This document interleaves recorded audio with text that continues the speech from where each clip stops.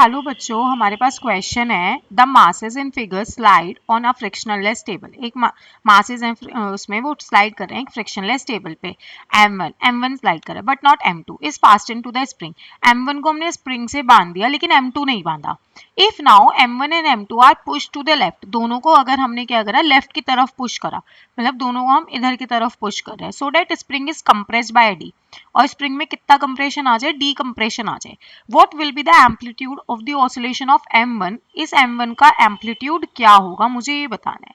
ठीक है, after the system is release, जब मैंने इसको फोर्स को हटाया यहाँ से तो कितना आएगा। ठीक, तो सबसे पहले ये देखते हैं एनर्जी ऑफ स्प्रिंग क्या होगी आपकी। इसमें जो इसके कंप्रेशन की वजह से एनर्जी लग रही होगी वो कितनी होगी, हाफ के डी स्क्वायर।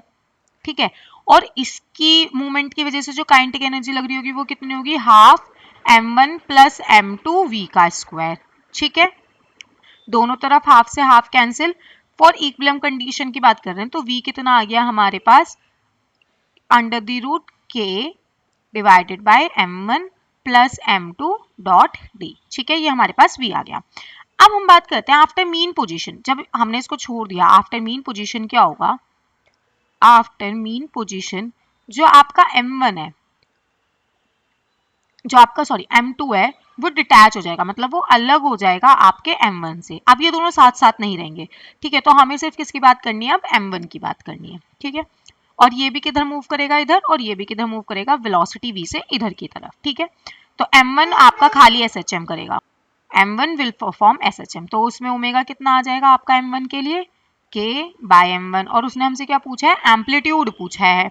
तो मीन पोजीशन पे क्या होगा, v is equal to omega a। ठीक है, v हमने निकाल लिया, कितना है हमारे पास, k by m1 plus m2 dot d, और ओमेगा कितना है, under the root k by m1 dot a।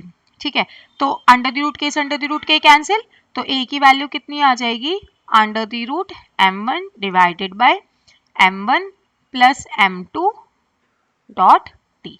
ये आपका आ जाएगा amplitude of m1 just after the releasing, जब हमने उसको छोड़ दिया। ठीक है, थैंक यू।